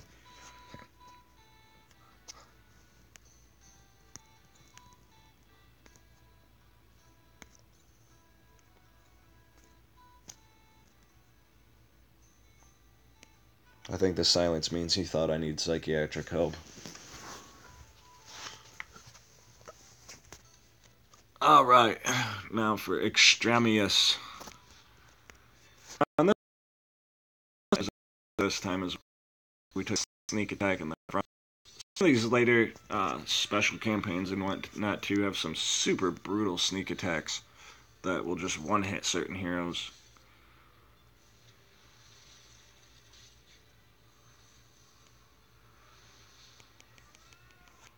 Indeed. They've been handing out epic chests like candy lately, with the dragon rewards and the different various campaigns.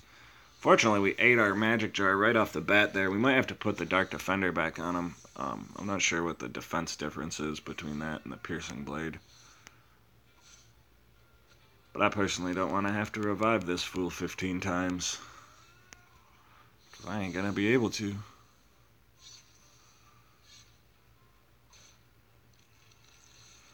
Yeah, so 3 total epic chests in this. Yeah, I want to say there was 2 last week. There was 1 in another special campaign not too long ago. There was a time when epic chests were like hidden diamond gems that you just didn't get them. They didn't hand them out like that. If you got one in PvP, you were lucky. I personally never get them.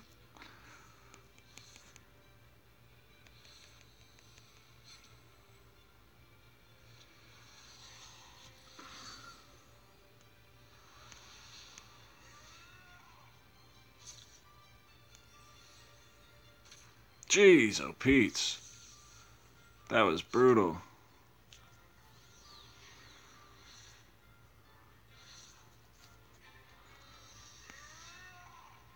Oh man, yeah, I think I need to pull the Warlock out for this one or something. I'm just not putting out enough damage on these guys.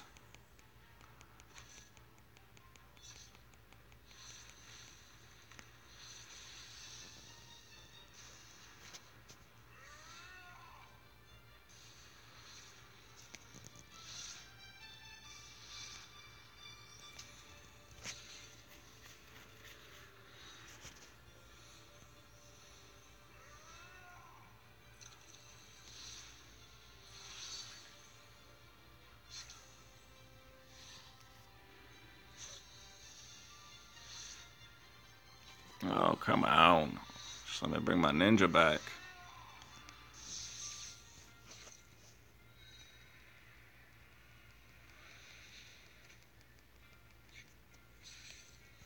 These crits and stuff are just insane.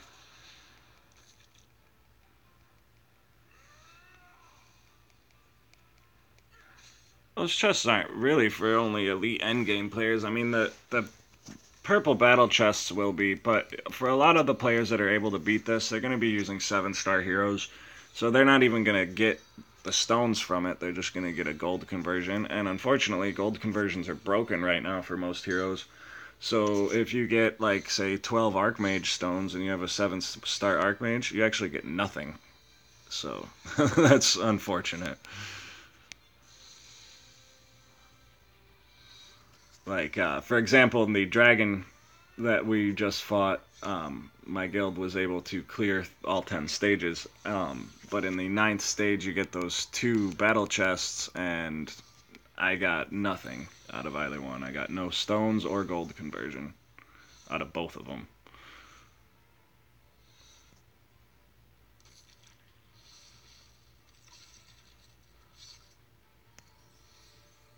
Oh, alright. We're gonna try a different crew.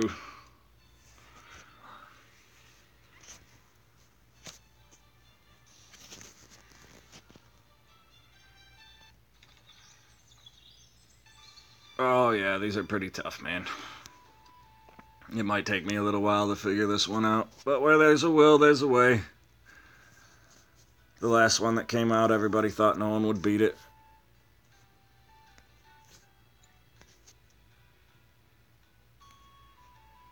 Unfortunately, my warlock on this one is not too great.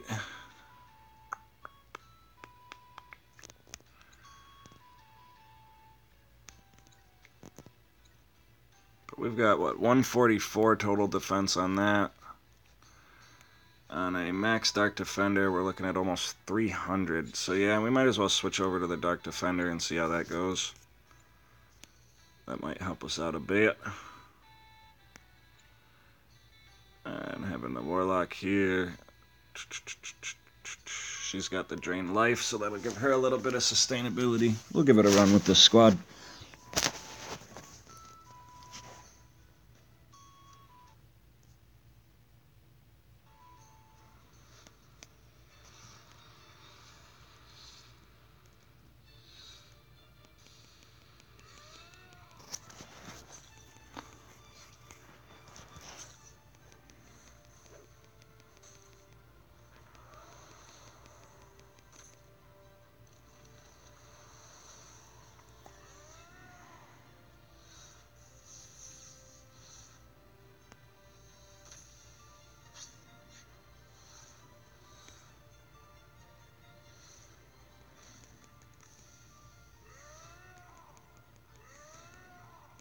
Endless Suffering? I don't know what that is offhand.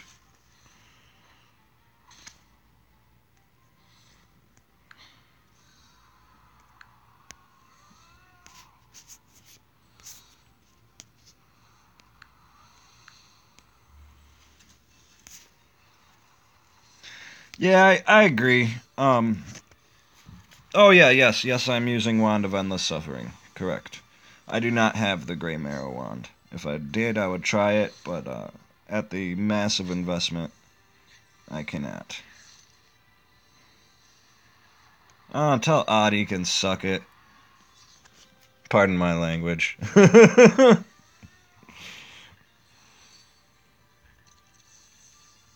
Although Odd is a great player, I personally think Odd's a secret Ninja Kiwi double agent, but you know, a lot of people give the guy some flack and give him a hard time, but he's got some great knowledge of the game. His knowledge has improved a lot recently, and he's got some great heroes and some great weapons and items. If you face him in PvP, beware. He's a tough customer. Although I would like to know what team he used to beat it. And Beatific can come on here and watch his buddy live stream and defeat this boss instead of checking homework and stuff like an adult.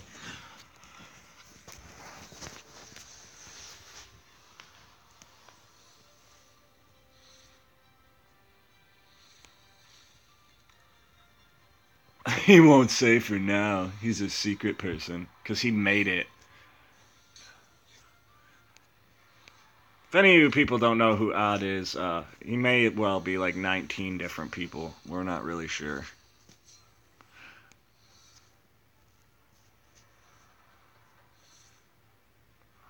Hey, what's up, buddy? Of course, the man speaking there is a creator of this glorious and frustrating campaign. And thank you very much, man, for getting this out. I've been having fun with it so far. As much as I don't want to do this 5 more times, I kind of hope I have to play around with it a little bit to find out the finishing combo. I went with my strategy for Gathering Storm right off the bat, and it didn't quite work out for me. Or at least I think I did. I don't really remember what I did back then. But with these soul skills you put in here, it doesn't seem like the ninja smoke bomb really disrupts stuff the way it used to.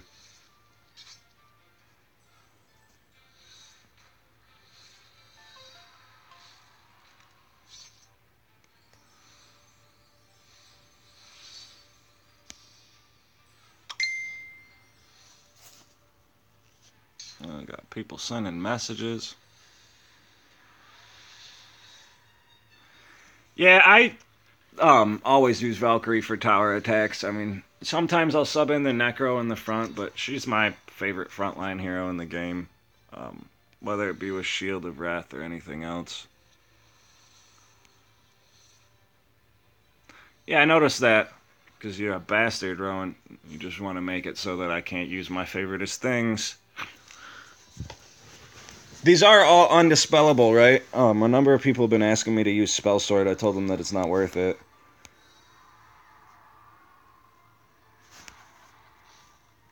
But I remember in the last one you couldn't dispel any of these nonsense abilities.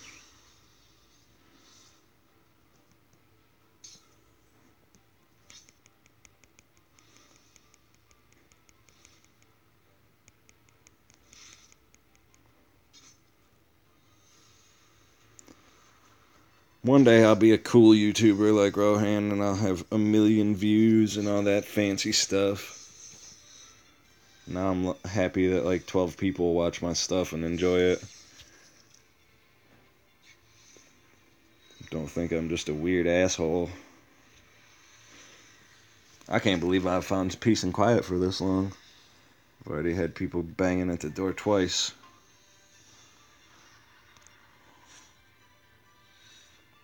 Does seem to be a little bit smooth sailing so far with the Warlock. A hell of a lot easier than with the Ninja. You know, it's strange that you say that. I've had at least a dozen people tell me that now. It makes me feel like I should become a motivational speaker or something. Or like just narrate books, do books on tape. Quit my job and do books on tape for a living.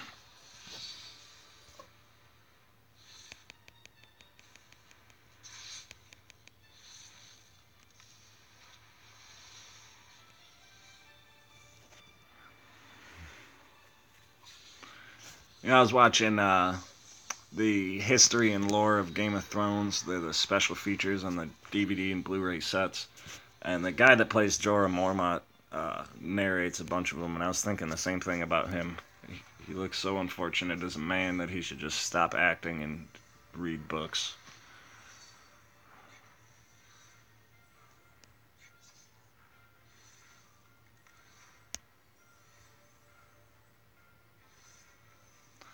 In this particular campaign, the health regains is what I hate the most for sure. The health regaining stuff is absurd. And Avenge. Oh, don't forget about our beautiful friend Avenge.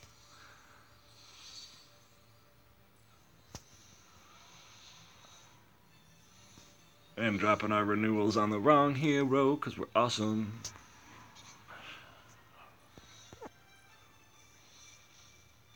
It's also important to mention that, I mean, stuff like this, you should usually use ×1 speed. Makes things a lot easier, but I don't usually do that. Ouch! Dude, that's so brutal. Oh, I could go for some chips. I'm actually starving. Been sitting here doing this for a while now. I don't know how Flannel ran a 3-hour PvP stream the other day. I would have peed in my pants.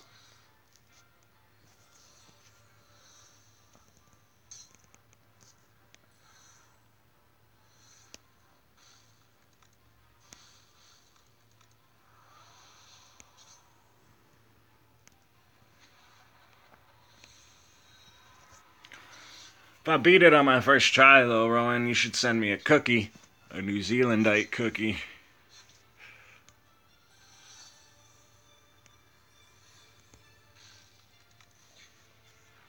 Well, I guess 2 epic battle chests and some gems and my trophy monster's a cookie.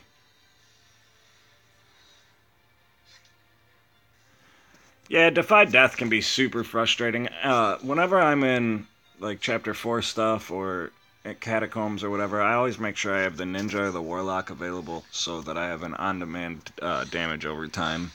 That's, like, in my opinion, just the only way to deal with Defy Death properly. We lost our magic jar at the beginning of this, if I'm not mistaken. Maybe we didn't, but I think we did. So we want to try and make sure we don't die and have to waste our potions. Of course, if you're having a hard time with this, I personally would not suggest wasting a bunch of potions. Um, you want to save your potions for the dragon. As much as you might want to beat this stuff, beating the dragon's going to be a lot better for you. Even if it's making it up to stage 5 or stage 6, you're going to get better rewards than most of this whole campaign. So you typically, all the potions you get, you want to save for the dragon. For the most part, your sources of free potions are going to just be the witch's treasure.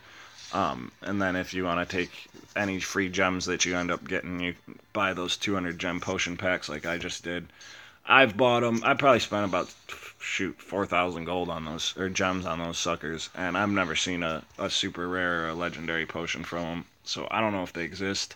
But if they do, there's a chance to get those. But you usually, out of each little 5-pack that you buy, are going to get at least one revive potion. Sometimes you get bamboozled and you don't. But like I said, you're going to want to stack up as many potions as possible. It's going to be your biggest avenue to making it through the incredibly difficult content in the Zalus the Demolisher and any future guild bosses that might come out. In those later stages, they just hit so hard. You really need the backup cushion of having an immunity potion and a revival or resurrection potion to get through any hiccups or insta-kills or things like that. But these guys just cast Curse like it's nobody's business. Now, of course, back to the dragon topic, it is important to note that yes, bamboozled. But it's important to note that the witch is a super high value hero for the Zalus the Demolisher fight. If you do not have her leveled up or starred up, you want to start working on her early so that you have her late. The other core heroes are usually the War Master and the Druid, whether you use the Knight and the Thief as your 3rd and 4th, or the Monk, or the Blackguard, whatever the case may be. You really want to make sure that you have that witch available to you late game, and she's going to be one of those heroes that you're going to neglect otherwise. Fortunately, she's uncommon, so she's going to be really easy to level up. But part of what makes her so valuable, we talked about a bit earlier, is that Hex, which is a super long stun ability, but also her Curse ability, which is like a single target version of the Mystics of Doom. She also has a passive ability that increases the percentage that it does with each cast. So you can get up to like 77% bonus damage and then stack that a couple times, so it really works out well.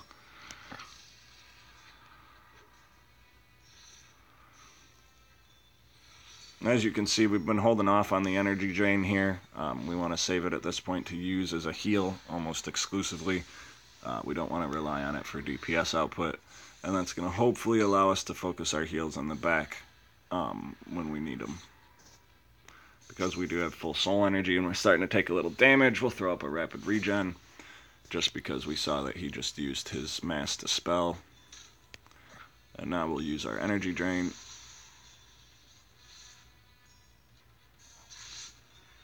And these stuns last for so long, and we got no stun resist. Thank you, Little Two. I appreciate it. Very much so. I know there are a lot of Kong players that have been getting into watching my stuff, and I do apologize that I don't usually post my links right onto Kong. I usually do most everything I do right on my tablet. So I don't have a lot of ability to get on that Kong chat. Shoot, level 5. Off the top of my head, I really couldn't say. I want to say like low 30s maybe.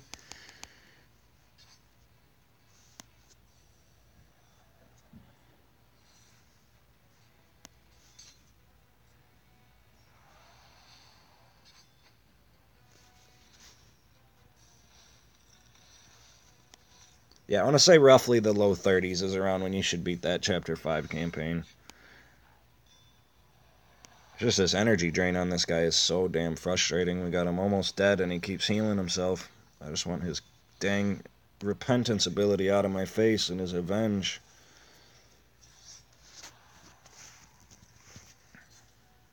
That cold blast makes me wish we had our Valkyrie. Alright, cleanse on the bottom and vigor on the cleric for more cleanse. Should we use the legendary potion?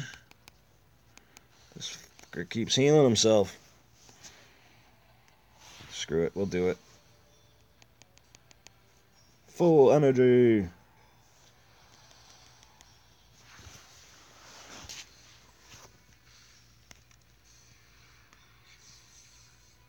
And the energy's all gone again. Come on, you bastards. Just die. Something die. God damn it.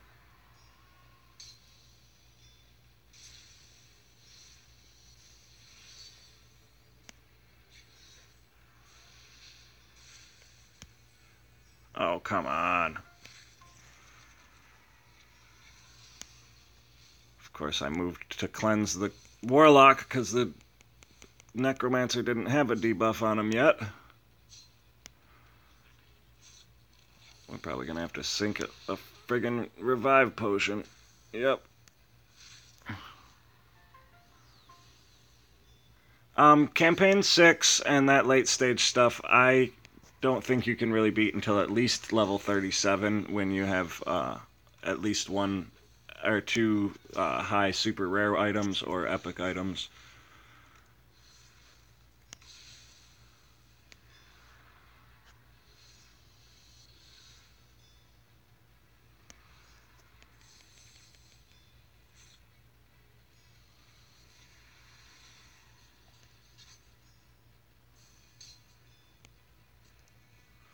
So you're gonna have to target somebody else though, man, I guess. This friggin' guy won't die. We're gonna have to do another run here where we don't target that Inquisitor first. I'll let his mates live for too long.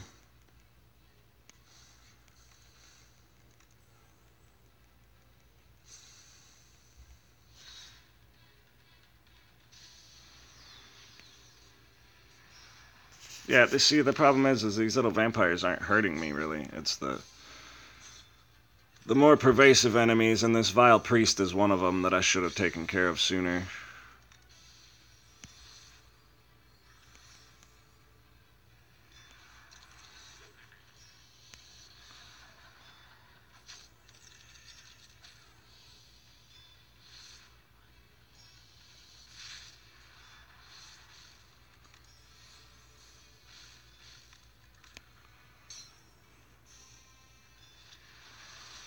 Of course he avenges himself.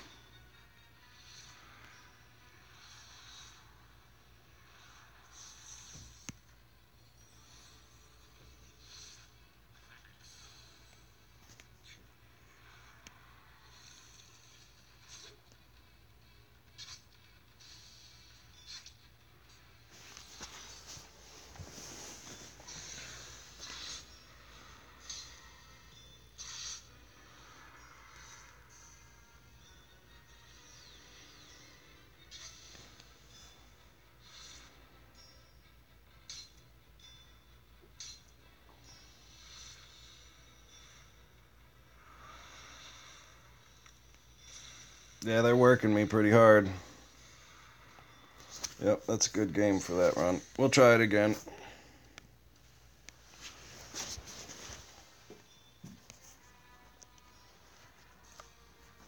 We may end up having to switch our teams a couple more times. Purple guy, blue guy, all the guys.